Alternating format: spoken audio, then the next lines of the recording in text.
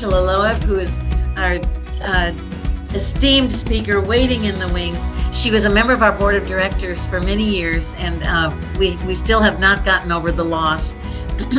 So she's going to be talking to you about summer slowdown, or how to search for your next job, whether it's summer season, holiday season, or a down economy. All of those are situations where people say, oh, I can't find a job now because. So they're excuses. No more. Angela has worked with professionals in career transition for over 25 years, including nearly 15 years spent as a recruiter.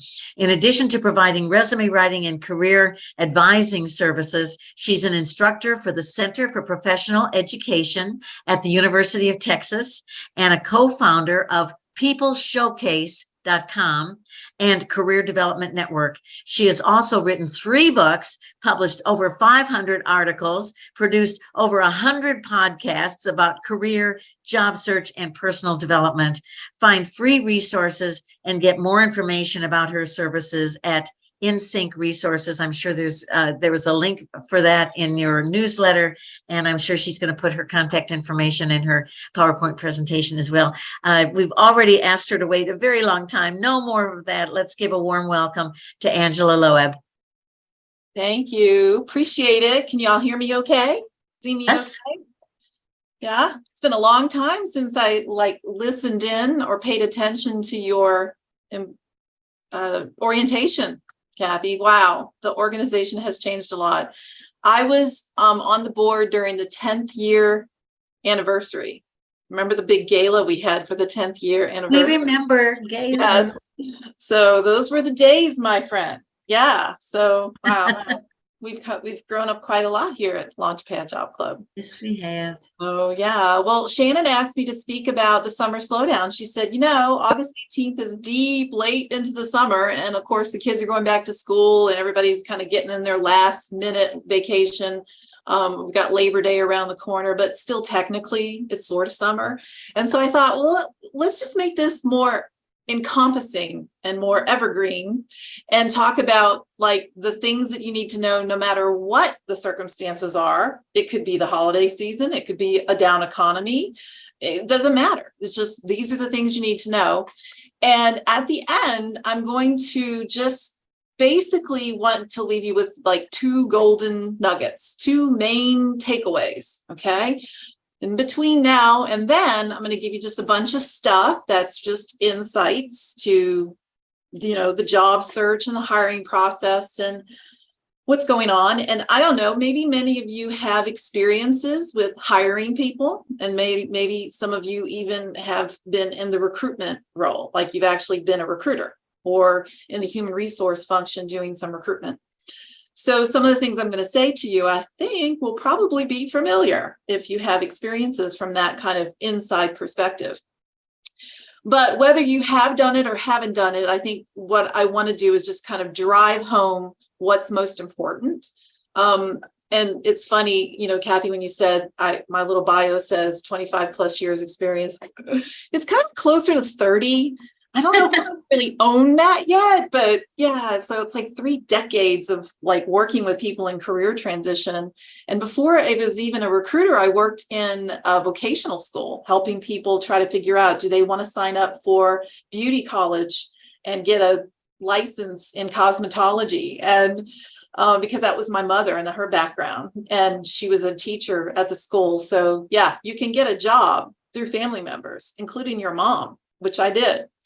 And so I've been talking about career passion and what drives people to make decisions in their career or career dissatisfaction quite a bit for many years. It's kind of my thing. I'm steeped in it. So I just thought I would bring to you guys some just top notes, some really important, I think, things to consider if you haven't, or if you have and you've not thought about it in a while, and refresh on, or to reinforce you if you are doing it. Because if you're coming to Launchpad Job Club meetings and you're using the resources, this stuff is probably going to be somewhat familiar to you, because we really do a lot of great work for the community and job search support. So let's get into it. I'm just going to go through these tips, insights, stuff, and tell you what I want your key takeaways to be. And then I want to open it up and have conversation. I want there to be a free-flowing Q&A, if you want to call it that, at the end. Okay, so let's get into it. The first thing I want to talk about is I found an article about best and worst times of the year to look for a job. Business News Daily went so far as to say, while it's not impossible, oh, thank you, Business News Daily, for saying it's not impossible to get a job in the middle of the summer or during the holiday season, they're advising that you just kind of avoid it. So I'm assuming that their target audience in this article are people who are working and maybe thinking of making a move and wondering, is this a good time for me to put my feelers out into the job market? And what they even say, and they advise, I think if you're in that scenario, you can spend the summer time or the holiday season time to update your resume, work on cover letters, research companies, do your networking, that kind of stuff. So not the real heavy hitting stuff you might do, like, because, you may not get an interview. I don't know about that. I think, what if you don't have a choice because you're unemployed or you're soon to be unemployed, right? Because you've got the heads up that that's coming down the pipe. What if you're employed and you're just like, you're raring to go? It's time. It's now. Should you wait? I mean, that's the point. Should you wait? Shane and I were in agreement. We don't think you should wait. And interestingly, I interviewed way back in the day, back when, remember, Kathy, when Jay and I had that podcast and Jay and Michael and I I do remember. Right. Yes, it was a good one. Right. We also interviewed, and by the way, I think the recording of that podcast is still on my website, so it's still out there. And we interviewed Melissa Toda and about doing a holiday season search. And we all are in agreement. Those of us who do this for a living, we're all in agreement that hiring never stops. And recruiters and hiring managers who may be slowing down a little bit during the summer, because maybe people are taking vacations, it's harder to get people together to do maybe the interview schedule, because this is such a popular time for vacationing. And I don't know about what it's like in California, but I know it is like in Austin, and that is, we are a lifestyle city and we take our vacations. We do it, so it's harder to put things together, put the pieces together, but hiring always happens, and recruiters don't take the whole summer off. Companies don't stop operating during the summer or the holiday season, though I have to say some manufacturing companies do stop working in the holiday season. So the point is that should you take your foot off the gas, right? No, you shouldn't. You should still keep your foot on the accelerator. So let's talk about the advantages that you have in doing it. A lot of this, again, is common sense. But as I was preparing for this, I decided, well, beyond the things that I'm thinking, what are other experts saying that I haven't even thought of? So I have a couple of extra little things in there that I thought, oh, that's so true. I didn't think of that. But the first one is the obvious one.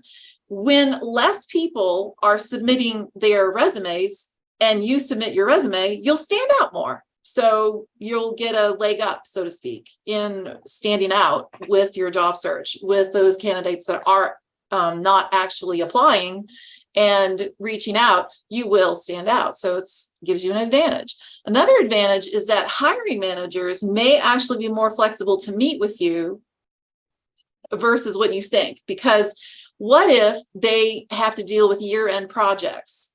Or what if they have to deal with a tax season?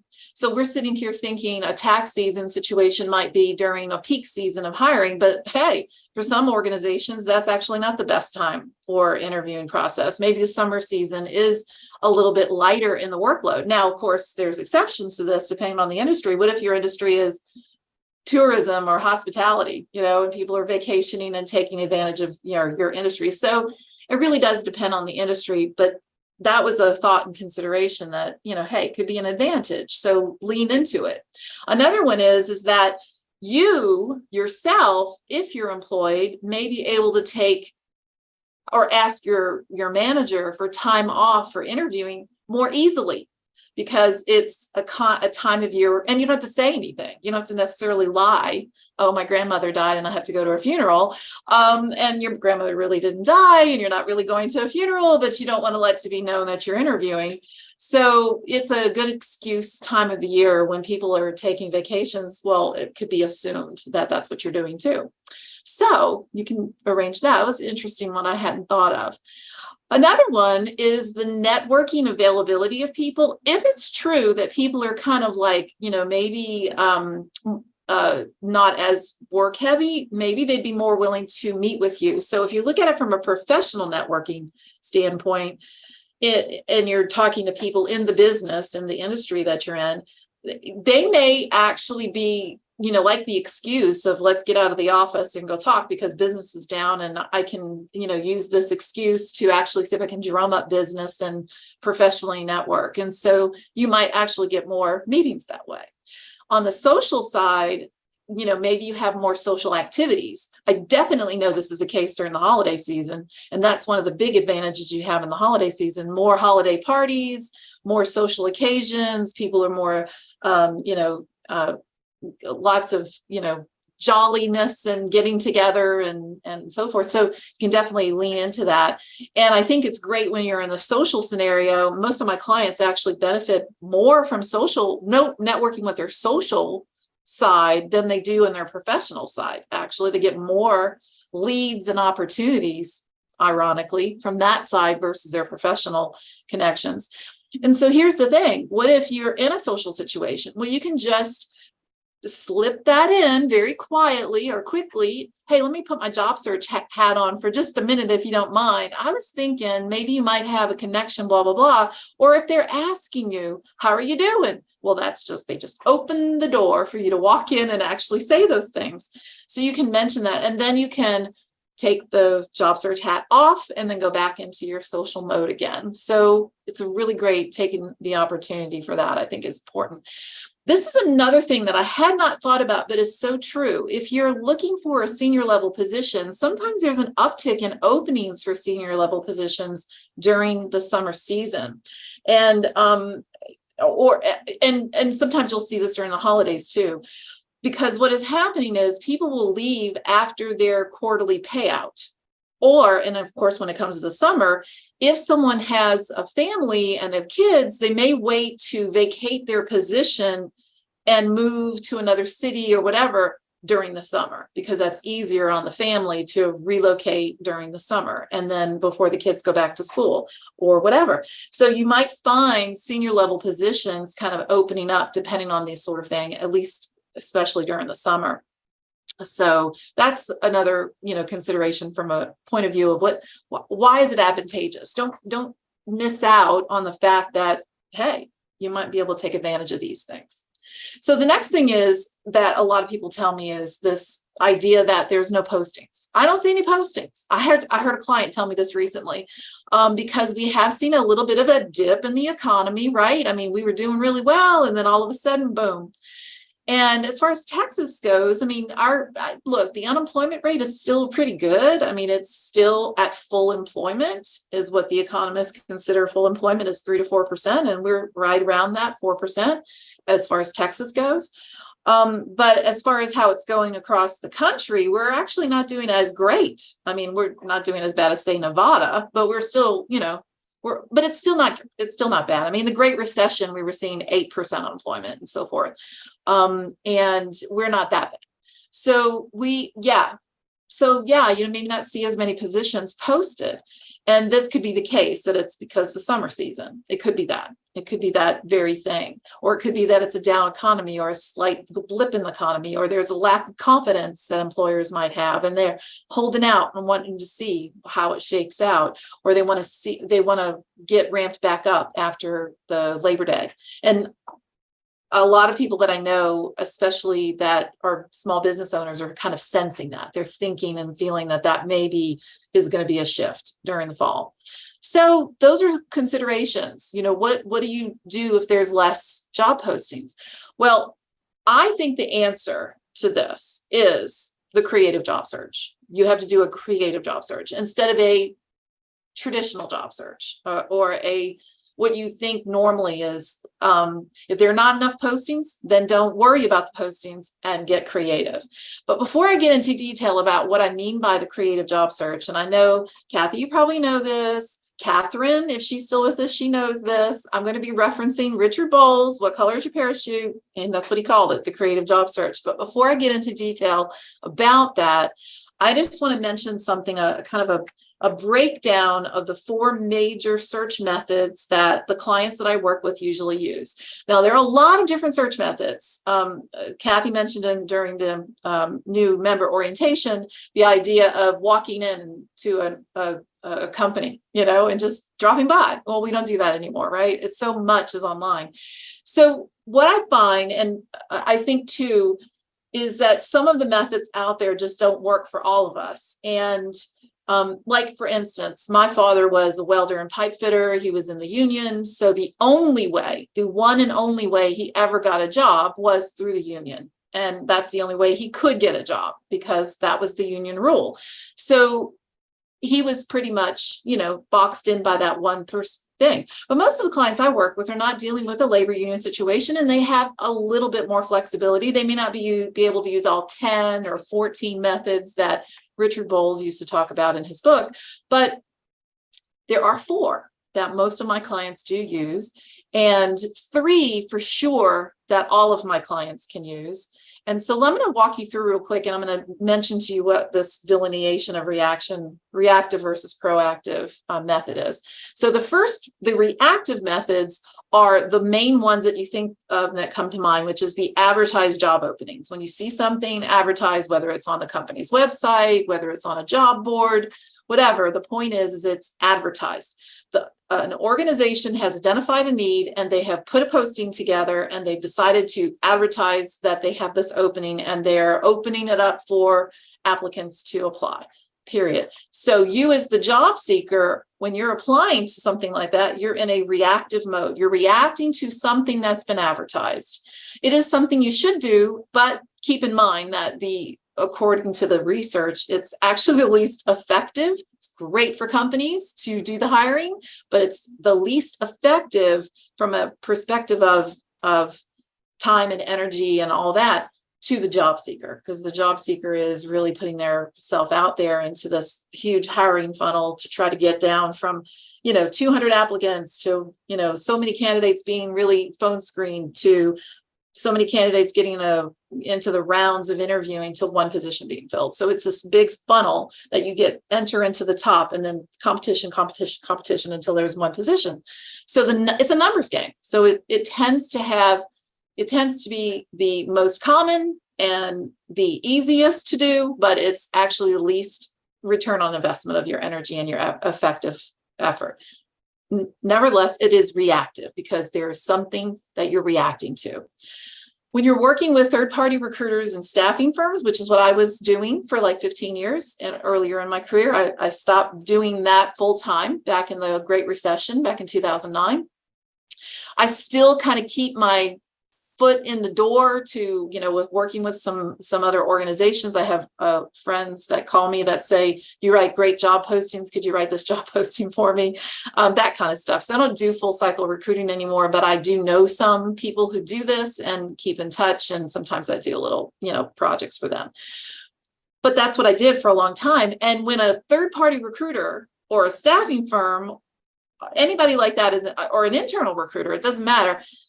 There's again a job that's been identified. So it's a reactive strategy. Interestingly, if you're wanting to know what the stats say, according to Richard Bowles' research and all of that, it's 5 to 28% effective. So it's a big range. And the people on the high end of that scale, the 28% tile, that's usually your executives. And sometimes executives only get placed in jobs because an executive recruiter is working with them and so forth. So sometimes you'll see those higher numbers being effective in that end. Now, an either or reactive method, because it could be reactive or proactive, is the general networking. That is, I define that as you are just notifying people and letting them know, I'm looking, keep me in mind, I've improved my resume, here's a new version of it.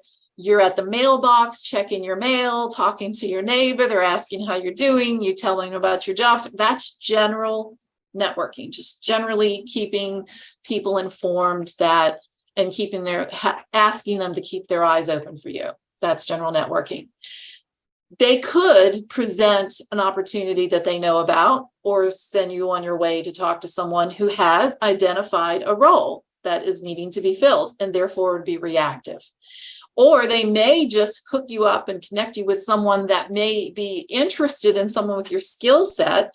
And it starts a conversation that could lead to something. And that is creative and proactive.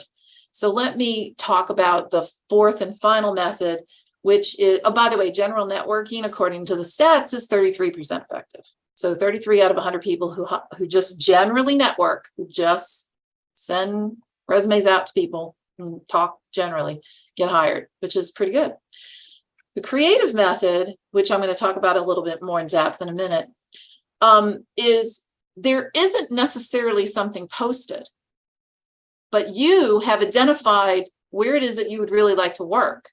And you have figured out what it is about yourself that you want and where that would be needed. And then you are doing something in a more creative approach, and you're proactive, and you're not worrying about reacting to something advertised. So I kind of think about these different things. You want to have probably a soupy mix of these strategies or these methods that you're doing, but to understand that advertised openings, 4 to 10% effective, third-party recruiters, staffing firms, headhunters, that kind of thing, 5 to 28% effective. General networking, 33% effective. Creative method, 86% effective. Big time, big jump. And it comes out of this creative job search method concept, comes out of Richard Bowles, which, he called it the job hunter's Bible, but I think it's also the career consultant's Bible. So he called this creative approach to job hunting or career change.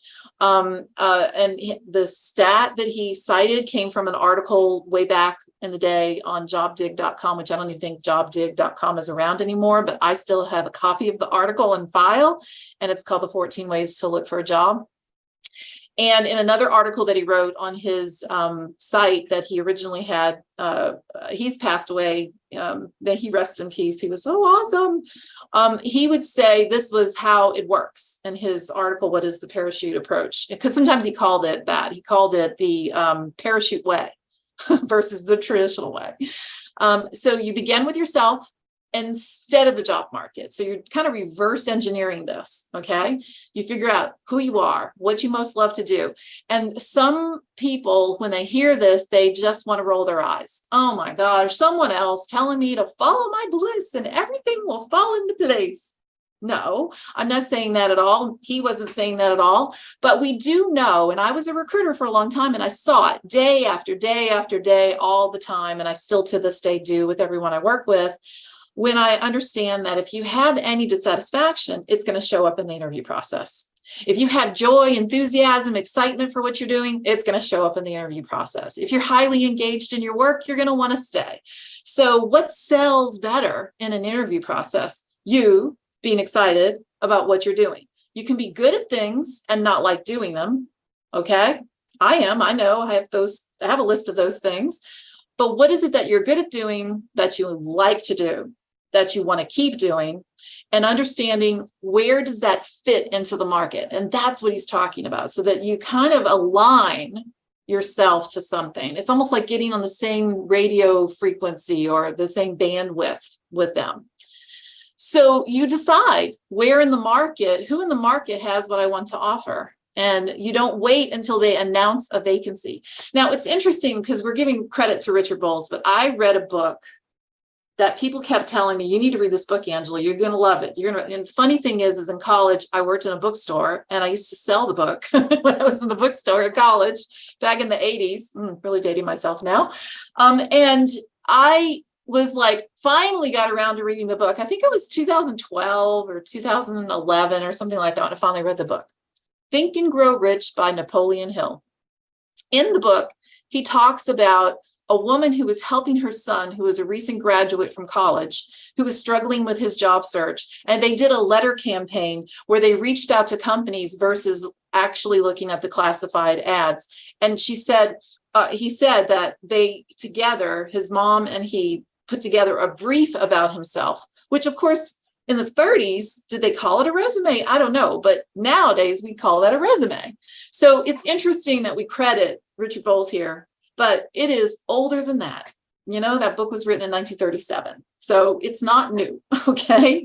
You approach them not necessarily through a resume. You're not leading with your resume. It's through people and connections that you make. And I love this concept that he has of a bridge person, the bridge between you and someone, so someone that you know that also knows them. And we talk about a bridge person, and we also talk about levels, right? They could be a first level or a second level. And sometimes I find, especially when it comes to professional connections, people who have known you in your profession, in your career, who've worked with you, have been colleagues, managers, and so forth, they are not always the best resource. Sometimes it's who they know, and or like I said, the social connections, they don't have a preconceived notion of who you are, what you bring, what you do, and they're not relating to the who you were when you worked with them before. The new person who doesn't know that is relating to you as your fresh presented, new and extra skills, their more emotional maturity. I mean, the way you have developed in your career, you can present to them in a different and a fresh way. So that's really just interesting to point out there. Now, I have taken that Richard Bowles idea, even the Think and Grow Rich idea, and Dan Miller, who wrote 48 Days to the Work You Love, which isn't about getting a job in 48 days, by the way, but it's a more religious, biblical connotation. Dan Miller is to job search, and he's actually friends with Dave Ramsey, as Dave Ramsey is to finance, by the way. So there's a connection there. But anyway, Dan Miller has this idea about doing an outreach, and I combine them, and my colleague Jay and I combine these and call this the targeted job search method. And it really kind of has 4 major stages to it, or steps to it. And the first thing you want to do, and this is a Dan Miller suggestion, which is make a list of 30 to 40 organizations that could ideally align with what it is that you offer, and they will want it. Okay. You don't get freaked out. Oh my gosh, 30 companies, 30 organizations. I had a client who had an interest in retail industry, and she could identify 5 retail industries and 10 companies under each. And then next thing you know, she had 50, which is quite an unwieldy list. You don't have to go that crazy, but you can come up with, say, 30 to 40, and then maybe from that identify who your top 10 are, or maybe who your top 15 are. And then you can organize it accordingly. So it's very interesting to not just do a list, but also to prioritize and organize it so that you're more efficient. I worked with an engineer once. I love the engineer's brain and the way they think. And the way he thought was, I will work 70% of my time, energy, and effort on my top targets, and 30% of my energy, time, and effort on my second tier targets. So I love that. And before you know it, in the midst of the 2009 Great Recession, he got a job, and yeah, it worked. So I love that efficiency. So the second stage is that you need to research. You've done a research on yourself. You know what you want, you know what your offer, and now you're researching and you figured out who you want to offer it to.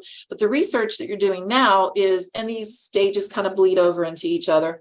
Your research now is, hey, what do they do? What would be my angle? Why would they want to talk to me? How can I customize my approach? Who do I know in my network? Who knows anybody at these companies?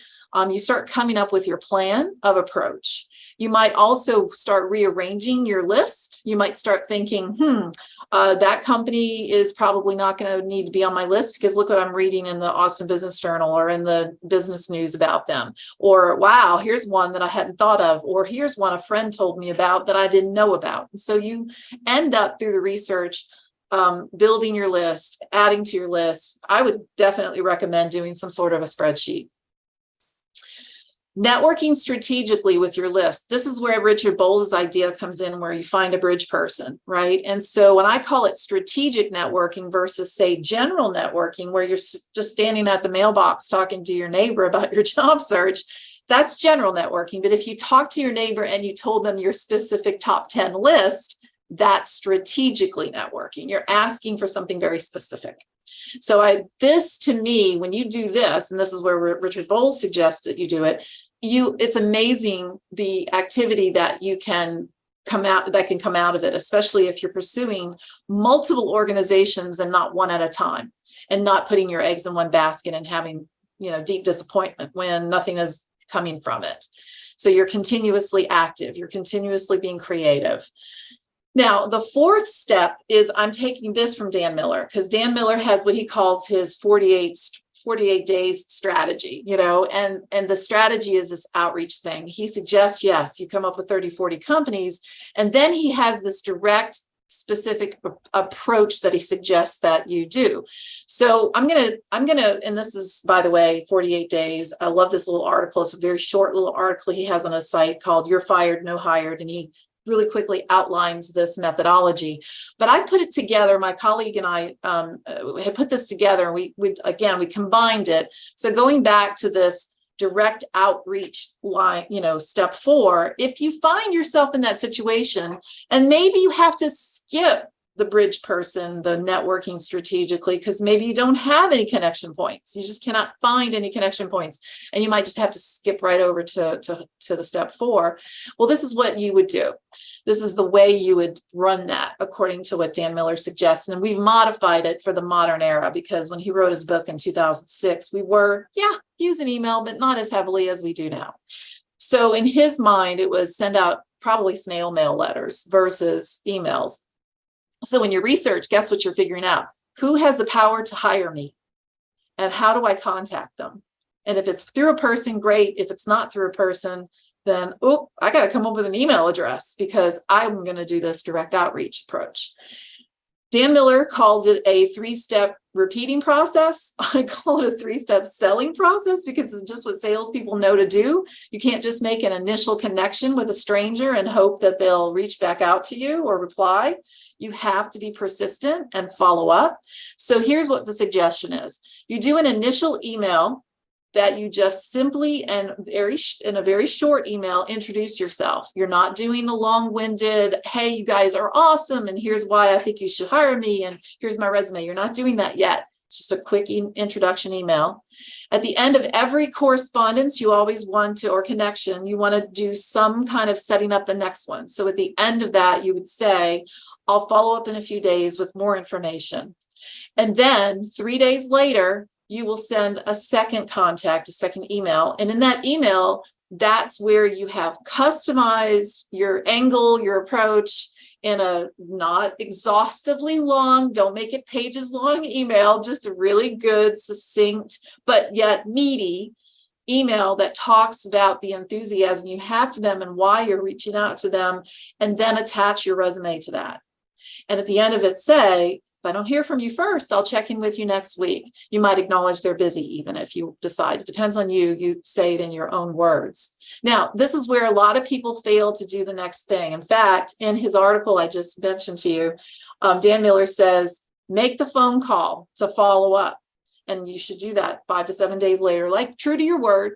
You're following through with each step, right? You said, I'll reach out to you in a few days. Then you reach out. At the end of that, you're saying, I'll reach out to you next week. Well, depending on how the weekend falls, you're doing 5 to 7 days. So here's what he says. Phone call to follow up. Very important. My experience is that only about 1 to 2% of job hunters do this. It is very easy to bring your name to the top of the list if you just do a follow-up call. Don't be afraid to be persistent. Yeah. So who answers their phone these days, right? You're probably going to get a voicemail, and that's okay too. Leave a voicemail. Call at a time when, you may get the voicemail. You can see why this is a creative search method. Now, if there are any sales people in the room, you know how creative you have to be to figure out how to get into someone's inbox, how to get into someone's voicemail. You're doing the same thing for yourself in this job search. With an 86% effectiveness rate, meaning 86 out of 100 people who do the creative job search method get hired, it all comes down to how bad do you want it? That you're going to be clever and creative, but not a stalker, but doing it in a professional way and getting through to people. Now, why do you want to do this? I mean, I want to back up just a minute and say, why would you want to do this? Because busy hiring managers, right?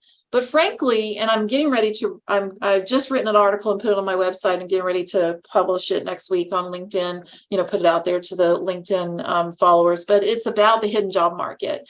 And a lot of times hiring managers they'll put off hiring as long as they can stand it, because it is a disruptive process. If any of you done any hiring, you know what I'm talking about, where you have to then switch gears.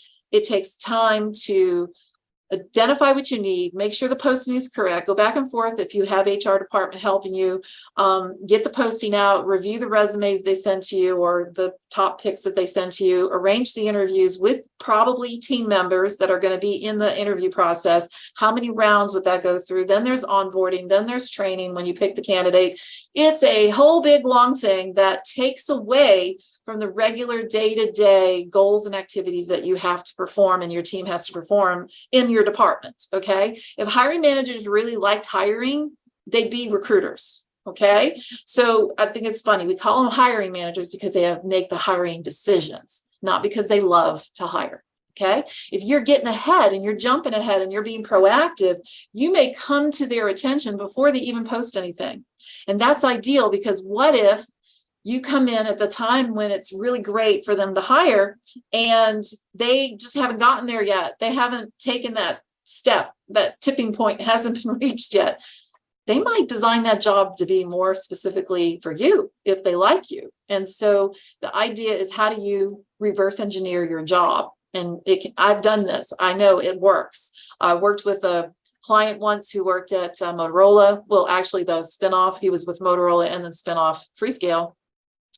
And when we were working together, he said, you know, I was a hiring manager, and I remember a specific time when a colleague in my team put a resume on my desk while I was away. I took that resume, walked over to my VP. When I got back to my desk, I saw the resume and I walked over to the VP and I said, look, so-and-so left this on my desk.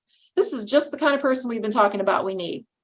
And they sat down right then and there and wrote a requisition out to send to the HR department that matched this guy's resume so they could get the interview done.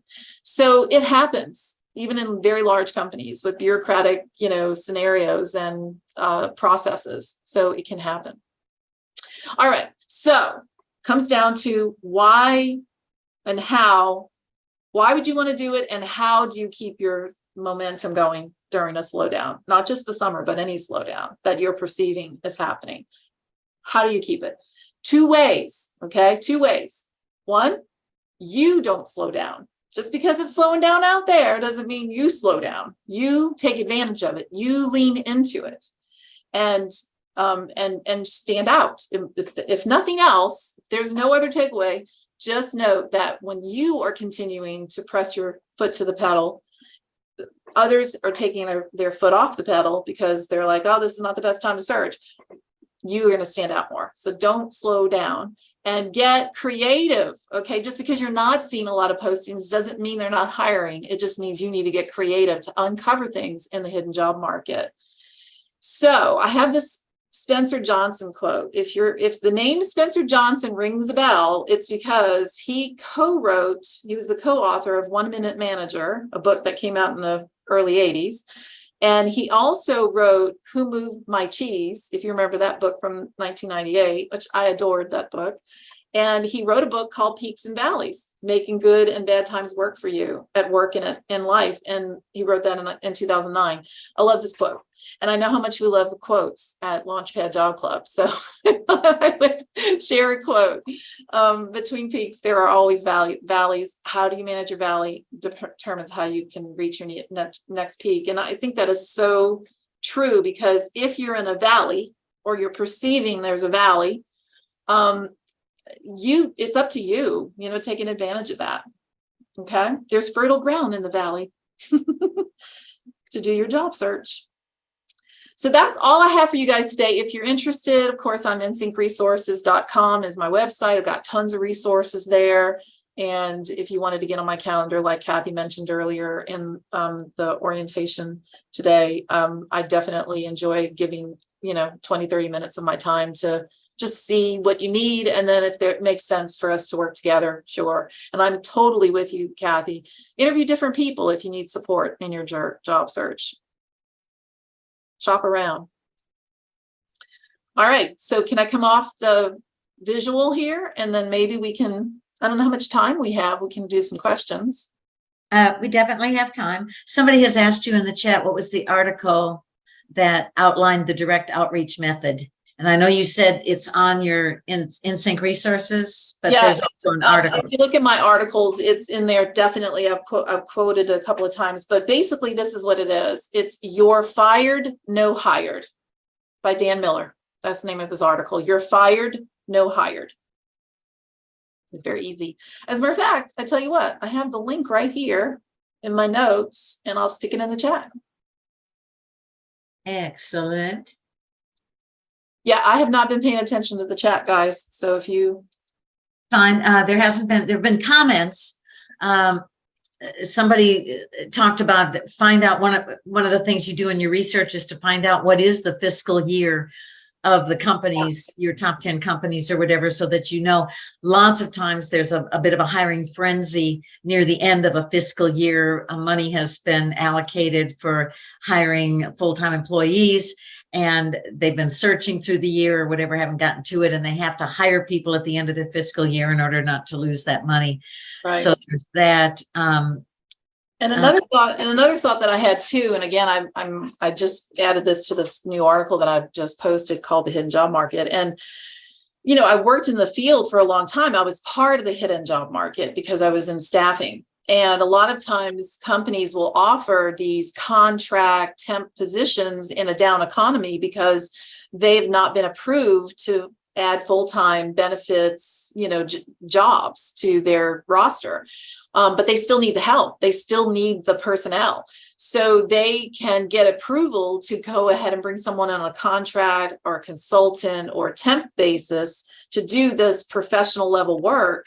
And the nice thing about that is if you're not in a dire straits about, say, benefits, or you have an alternative way to meet your benefits needs, and I'm self-employed, so I do. So I appreciate that with the marketplace and everything.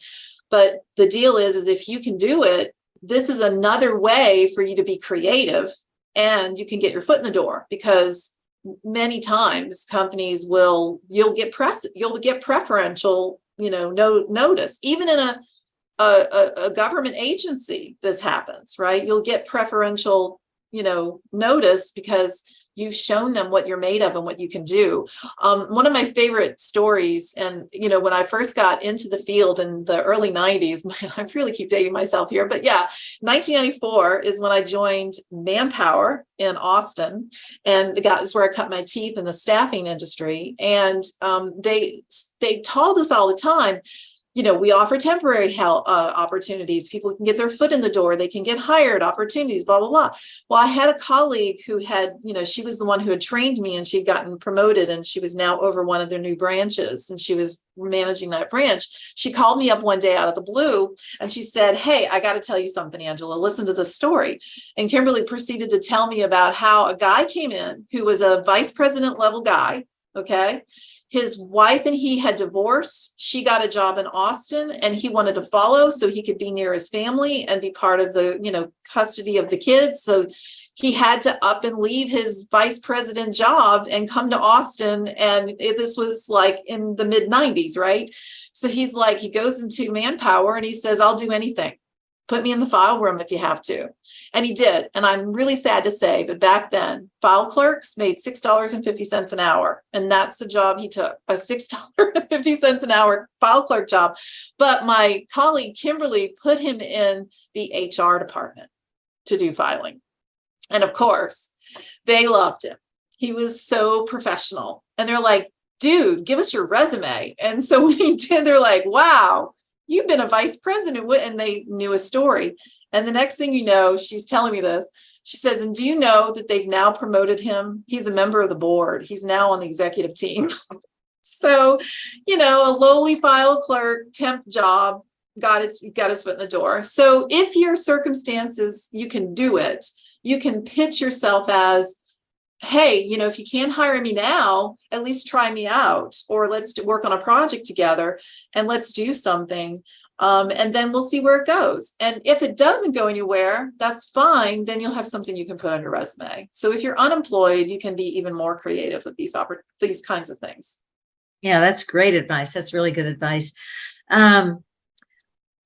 Let's see. I think I want to point out to all of you that the comments that various people are making, Martha, I mentioned earlier, is a recruiter as well, and looking for the right opportunity, taking all the time that she needs to, and she's putting all sorts of really good information in there. Connect with her and see how smart she is, how knowledgeable she is. Connect with Shannon, connect with Angela, connect with me, connect with Catherine Jewell, who's a well-known leadership coach and job search coach. So you have access now through Launchpad to a lot of really smart people. John Rothkeb has a SWAT team. He's very knowledgeable about the job search process. And so connect with everybody and start utilizing these people. Why don't you talk a little bit about reaching out to people? There are some people that if you say, I would like an informational interview, that they just say, I don't have time for that, I'm too busy. Are there other ways? Do you call it a conversation? Do you say, I know how busy you are. Could you talk with me on the phone for, answer a couple of questions? What is your advice for how to begin to reach out and connect and create these little seeds of a relationship? Right. So it depends on what your situation is and what your offer is and what your target is. And there's so many different circumstances. So there's not a one fit all, because it really does need to be highly customized. For instance, I was working with a client and they recently sent out an email following my advice. But when they did, they attached their resume and they said, I'm looking for some ins into these companies. But he did it in such, and I was like, oh man, I didn't tell him this. And so therefore he did I think, a cardinal mistake where he just put undisclosed recipients. It didn't have, I mean, it's like, oh, I'm just one of a list, man. I can just totally blow this off. And it didn't feel personalized. It didn't feel you care about me. And if you're asking me for a favor, there needs to be some relationship going on here and not a total put me on a mailing list kind of thing. And so impersonalizing it. So always make it a very specific to a person. If for some reason it's maybe one or two people in a group, like a little small social group, and it's, maybe there's another person that maybe you had a conversation and you met both of them and y'all were in a little circle, because sometimes little conversation circles happen, right? So you're in a conversation circle at a social event or whatever, or a networking event or whatever. Sometimes when you make a specific request of somebody, copying someone else, it makes it more powerful, one person, or two people, because then the person is seeing that it's visual. Hey, I'm being watched. My response matters because I'm one of a couple of other people named on this email. So how I behave publicly is being watched here. So they're more likely to respond to you. Friend of mine, an old acquaintance of mine, said he even actually conducted an experiment and that worked, where it was more helpful to actually, email to a couple of people. So if you're going to email a couple of people or multiple people, make it a very small, intimate type of reach out. Okay. Name them by name if you can. Susan and John and Tom, and they're all copied. I just wanted to reach out and follow up. And you can do something like that for efficiency's sake, but call them out, make it personal. If it's someone you don't know, if it's totally and this is, of course, sales 101, is you've got to find something that makes it compelling and kind of personalize it to some degree if you can, without coming across stalkerish. Okay. What's stalkerish? You go look at their Facebook, you go look at their LinkedIn, and you reference something that's not necessarily related to the business and the work. And you reference something that's more personal, not cool. If you don't know someone, you need to do that. So it could be that you saw, okay, here's an example. If I was working with a client who was wanting to move from Austin to North Carolina, and he was in the electronics manufacturing field, and he saw that Ericsson had a huge plant in Raleigh-Durham. And this, at the time, we were coming out of the recession. So it was like 2010, 2011 in that era.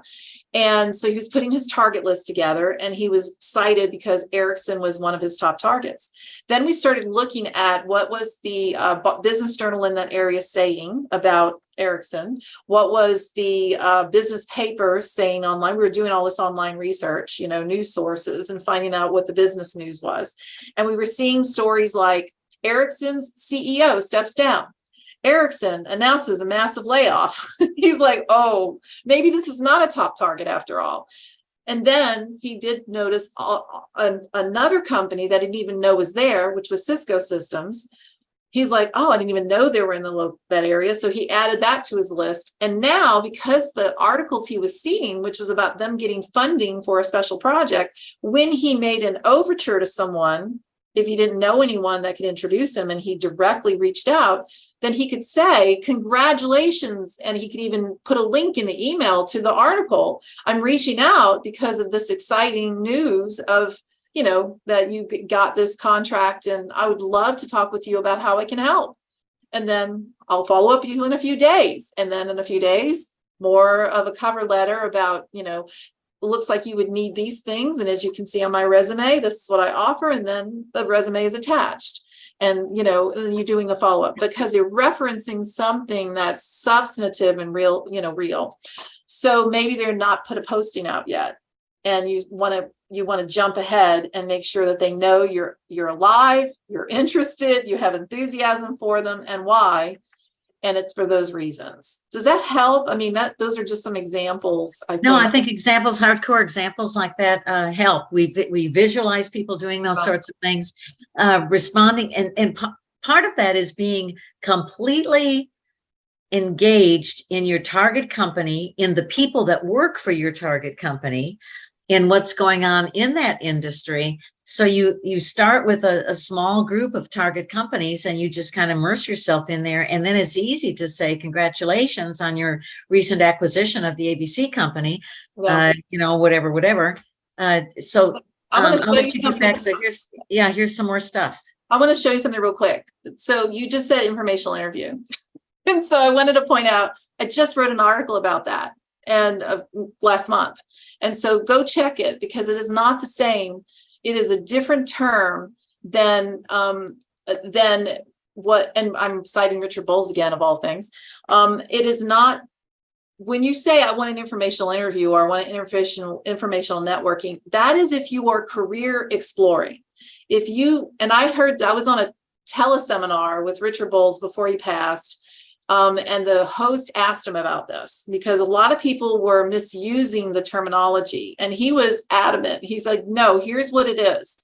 When you ask for an informational interview, that's because you're exploring a career path, something that you have curiosity about, you need information about, either a role, a profession, or an industry, or both. And you're trying to tap into someone who has expertise and knowledge and experience in that field or in that role.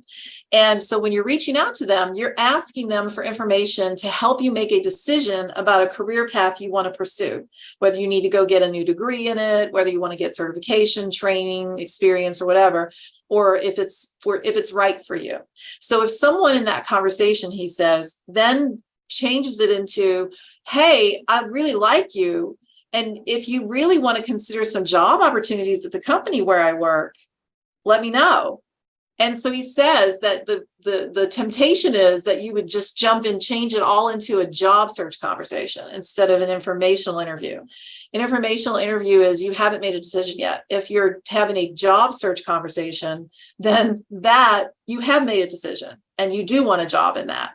So he says the best way to handle that is I'm going to take you up on that, okay? Because when I've made my decision about what I want to do and I'm pretty close to that, I'll circle back to you and take you up on that.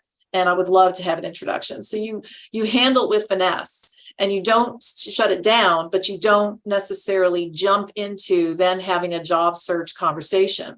If you really wanted to talk to someone about a potential job at their company, you need to be honest with them about it, and be upfront with them about it. And that might turn into an informal interview, or it might just be generally a networking conversation about, their company and their work or whatever. But that's not informational interviewing. And he was so adamant about it. I was like, okay, we just been schooled by the guy who invented the term and what it is. Because a lot of people won't take, like you said, Kathy, they're like, they don't want to be bothered with that, because a lot of people have abused that because they really meant that they wanted to have a job search conversation and not a career exploration conversation. If someone calls me and says, I'm thinking about being a career consultant, and I'm thinking about taking some classes in college on, counseling and stuff, can I, pick your brain, which I hate that term, it's so gross, but I'm like, that's an informational interview. Mm-hmm. And then I can give, I feel low. I would love to share with you my expertise and knowledge, and let me see if I can help you. Right. But if they were like, I see that you have a relationship with UT, and, I want to get a job there. Can you help me? Well, I'm going to be honest and tell them who I have relationships with or not, and that's a different type of conversation than an informational interview. Does that make sense? Yeah. Absolutely. And it's good for the clarification. Anybody else have a question that you'd either like to unmute or put in the chat? Angela, John Rothgeb is kind of putting a lot of information in the chat about, how strong the actual economy is. And that we do, the job market is different now. And I was just going to follow on with that by saying that with what he was saying about maybe looking at another industry, take your tools, take your hard and soft tools, stick them in Indeed or something, and just see what pops up, because, you may not be able to work for Meta, or Google, but you might be able to work for a solar manufacturer, with your project management skills or what have you. Or Rivian, or thanks, Shannon. That's what I've been telling people now since I gave my first futures talk at Launchpad is, they're basically 5 sectors that make up most of the economy. There's information, energy, transportation, food, and materials. And labor plays in there too. And we've all seen, especially in Austin, the boom of tech for like 70 years. We've gone from mainframes to the cloud and to edge computing and AI and whatever. And what I'm seeing is that these other sectors, energy, transportation, food, and materials, because of the tech and because of the internet, are just booming like crazy. Well, John, don't you agree too that Austin has a pretty robust now life sciences too? If you go to the Austin Chamber of Commerce website and you look at the economic development area and the industries that they're noting, there's a whole life sciences section there too. Totally agree. And it's early on. It's actually, that was started with, there's a great show on PBS about Austin and San Antonio turning into a megalopolis. And they interview Cisneros and Watson. Watson started it by convincing, first he wanted to convince a bunch of the tech companies to go downtown rather than out in the burbs and have a big campus, Silicon Labs and those guys. But then he did deals between UT and Dell and the medical industry to get that started. And now they're they're going to replace the Irwin Center with a big medical complex with, what's the huge cancer guys in Houston? They're coming. MD Anderson? Yes, MD Anderson's coming in to replace the Irwin Center. But, if you're an accountant, if you're a PR guy, if you're an HR person, those jobs in tech are drying up. So you really should look at other startups or other industries where your skills are needed across multiple industries. And I'm not saying don't look in tech. Austin's remarkably strong right now.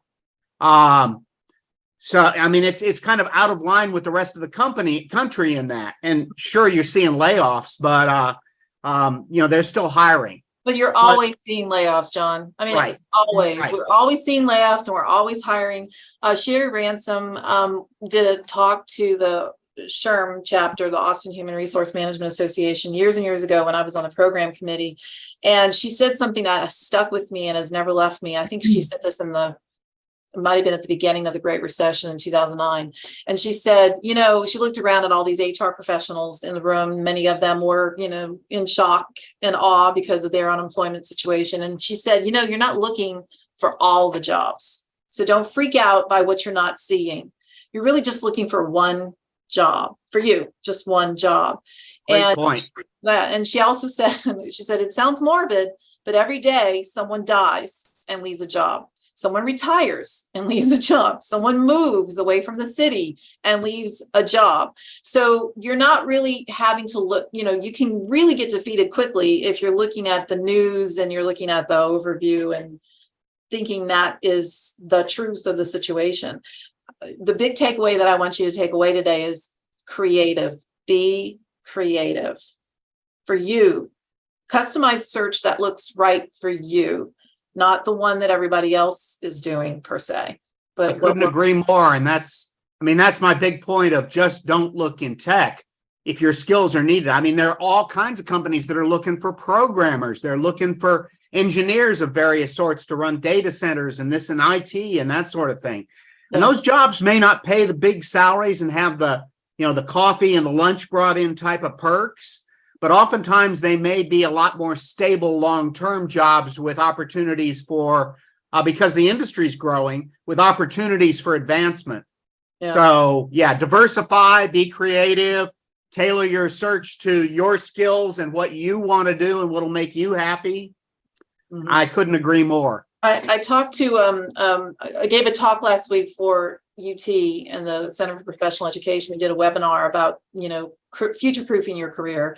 And the idea was, what points could I give? And there was one point that I made that still sticks with me, a conversation I had with my sister years ago. And she was studying, she has like 3 science degrees, guys. So she's like studying this degree in anthropology. And she said, Darwin, everybody cites Darwin as survival of the fittest. And she said, it wasn't that at all. It's the survival of who adapts. It's about adaptability. And she gave me this example. She said, there are these birch trees in the early days of the Industrial Revolution in England, where these birch trees, these with the white bark, there was a species of moth that showed up with 2 color variations, one where they were white speckled and one that was gray. And before the Industrial Revolution and the soot that came out of the factories and landed on these white bark trees, what the part of the species of moths that was favored were the white ones with speckles, because the bird predators couldn't see them. They were camouflaged against the bark. And then after the Industrial Revolution, so external factors outside of the moth's control, right, then changed the circumstance. And the white ones, when they landed on the birch trees, were then spotted and weren't easily camouflaged anymore by the bird predators. And the gray ones were the ones that were thriving and so forth. Well, we're not moths, right, guys? We can reason and we can consciously adapt, right? And just because we're white speckled or gray does not mean that we can't adapt to the when external circumstances change.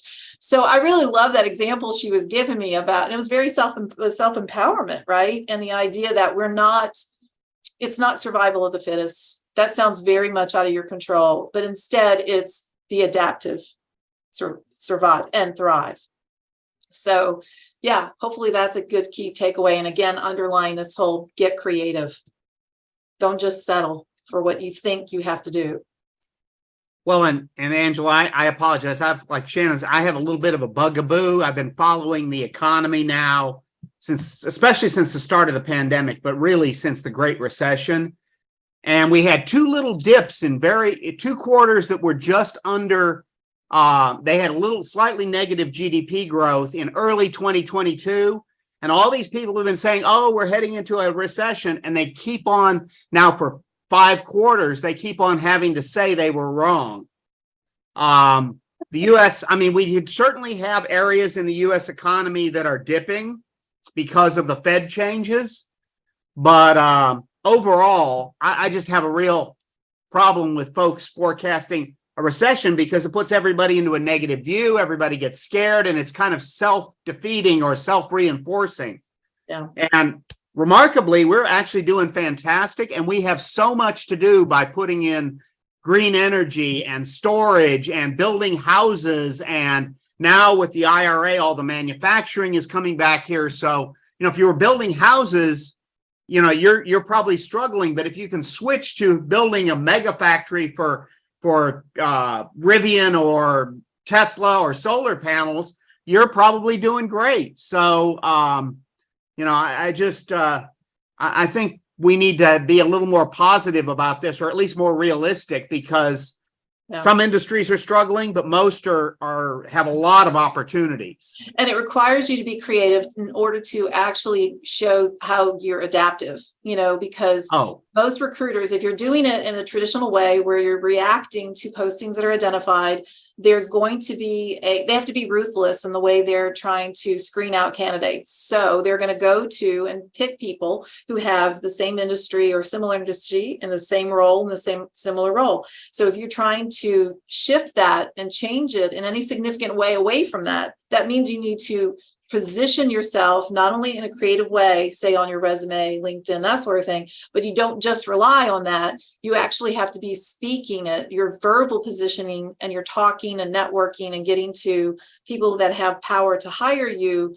That's going to be the most important and critical thing to do when you're trying to shift away from a particular industry or role that you've been in, that they can quickly, easily identify. And so you got to get yourself out of the competitive mode and get yourself into the creative mode with the job search.